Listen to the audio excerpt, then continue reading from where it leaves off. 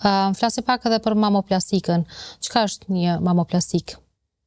Mamoplastika është një operacion shumë i kërkuar kohën e fundit, gjithashtu, sidomos te femrat të cilat kanë probleme me gjithmonë po flasim siç e ceka edhe më lart që kirurgjia plastike ka ardhur si pasojë e rregullimit të kualitetit të jetës. Prandaj çdo femër që ka një gjak shumë të madh edhe kërkon që i pengon gjatë jetës, gjatë aktiviteteve, gjatë punës, edhe i shkaktojnë probleme tjera shëndetësore, ato kërkojnë që për me reduktu këtë gjaks. Edhe kjo është ajo çfarë është një mamoplastik? Çka është një mamoplastik? A ka ndonjë dallim mes smadhimit, ngritjes apo zvoglimit të gjoksit? Sa i përket anës profesionale? Po, zakonisht zvoglimi dhe ngritja shkojnë bashkë, sepse një gjaks i madh është edhe i lëshum. E për atë arsye duhet të bëhet edhe ngritja. Ndërsa rritja bëhet me implante. Me implante të ndryshme të cilat ne i posedojmë këtu. Po, ju si profesionist si e bëni klasifikimin edhe formën e implantit në gjoks? Cilat janë ato kriteret? Varësisht prej konstruktit të pacientës. Për shembull, nëse një pacient është shumë e dopt, edhe është e shkurt, ajo nuk mundet me vendosë një implant shumë të madh, sepse pastaj ajo nuk do të duket simetrike dhe nuk do të duket bukur për konstruktin e saj. Domethënë çdo herë shkojmë duke e bërë selektimin sipas konstruktit të pacientës normal, pastaj edhe me marrëveshje prej pacientës edhe mjekut vendosim bashk, sepse dikush ka preferenca që me pas një numër më të madh, ose dikush tjetër ka preferenca me pas një numër më të vogël, varet edhe prej preferencës së pacientit. Mirë po, fatmirësisht, gjithmonë pacientat bien dakord me ato çka ne e diskutojmë edhe argumentet cilat çka i propozojmë ne edhe gjitha argumentet cilat na japin, edhe gjithmonë përfundon që domethënë mbetet në punën e profesionistit. Doktorish, pas një mamoplastike, a dëmton ndonjë pjesë e gjoksit apo a humb ndjeshmëria asaj pjese edhe a zvoglohet aftësia e të ushqyerjes me gji? Gjoksi është domethënë një organ kompleks i cili e lidh nanën me fëmijën mas pari. Pra aty krijohet janë gjëndrat e qumshtit, janë gjëndrat dhjamore, edhe ka enë të gjakut edhe nerva normalisht, si çdo pjesë e trupit. Për atë arsye, çdo gjë që prehet, normalisht që ekziston mundësia që do të ngelet e gjëmt. Gjithmonë ekziston mundësia. Mirë po fatmirësisht, për shkak të trajnimeve, për shkak të profesionalizmit, kemi shumë rezultate të mira, edhe shumë pacientat kënaqur.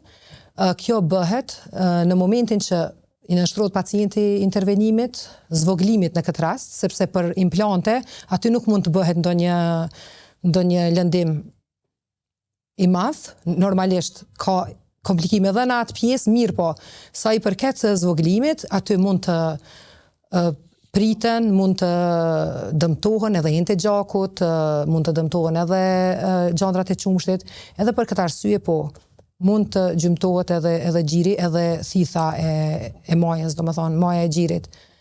Po kur e preferoni ju tek gratë që kanë kërkesat e tilla, kur e preferoni një mamoplastik? Zakonisht e preferojmë se gratë, domethënë i përfundojnë lindjet edhe pastaj ato dëshirojnë. Mirë, po ka dhe vajza të reja, që janë shumë të reja të pamartuar, edhe të cilat kërkojnë për shkak të peshës së madhe, edhe domethënë refuzojnë çdo këshill, përderisa ajo e cenon edhe pjesën e ushqyerjes me gji në ditëardhme.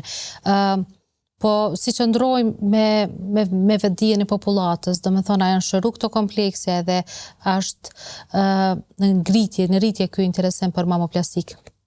Po, popullata shumë mirë e njoftuar, edhe faktikisht është shumë e shprehur interesime. Shumë janë të shprehur, po. Dita ditës vetëm po shtohet interesime. Çfarë lehtësie kanë implantet e gjoksit edhe kur mund të zëvendësohen apo? Deri tani studimet kanë qenë deri në 10 vite. Tani tutje janë bërë studime që domethënë implantet qëndrojnë deri në 20 vite. Kjo është jetëgjatësia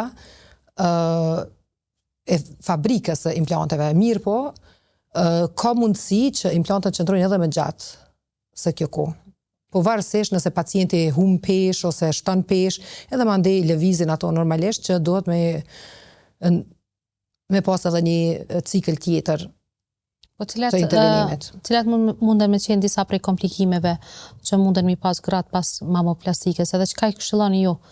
Është infeksioni, është nekroza, është humbja e majës së gjirit, këto janë gjitha komplikime që janë.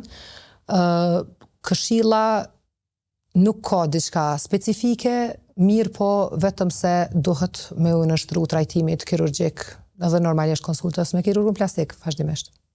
A ka dallime në procedurë midis pacientëve pas humbjes së madhe në peshë apo pas shtatzanisë tek vendosja këtyre? Patjetër. Nëse pacientja ka qenë shumë e plot edhe është dobësu, atëherë gjiri krijohet prej gjandrës yndyrore faktikisht, prej fetit. Për atë arsye, nëse humbet peshë, normalisht që ka me u hek edhe ajo masa yndyrore edhe ka me mbet një pjesë shumë e vogël e saj.